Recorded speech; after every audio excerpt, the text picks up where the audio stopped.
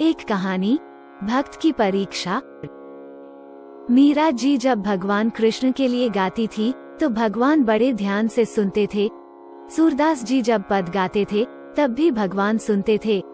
और कहाँ तक कहूँ, कबीर जी ने तो यहाँ तक कह दिया, चींटी के पग नुपुर बाजे वो भी साहब सुनता है। एक चींटी कितनी छोटी होती है, अगर उसके पैरों में भी घुंघरू बांध दें तो उसकी आवाज को भी भगवान सुनते हैं। यदि आपको लगता है कि आपकी पुकार भगवान नहीं सुन रहे तो ये आपका वहम है, या फिर आपने भगवान के स्वभाव को नहीं जाना। कभी प्रेम से उनको पुकारो तो सही, कभी उनकी याद में आंसू गिराओ तो सही। मैं तो यहाँ तक कह सकता हूँ कि केवल भगवान ही है जो आपकी बात को सुनता है।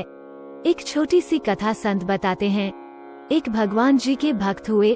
उन्होंने 20 साल तक लगातार भगवत गीता जी का पाठ किया। अंत में भगवान ने उनकी परीक्षा लेते हुए कहा, अरे भक्त, तू सोचता है कि मैं तेरे गीता के पाठ से खुश हूँ, तो ये तेरा वहम है। मैं तेरे पाठ से बिल्कुल भी प्रसन्न नहीं हुआ। जैसे ही भक्त ने सुना तो वो नाचने लगा और झूमने लगा। भगवान ने बोला, अरे, मैंने कहा कि मैं तेरे पाठ करने से खुश नहीं हूँ और तू नाच रहा है।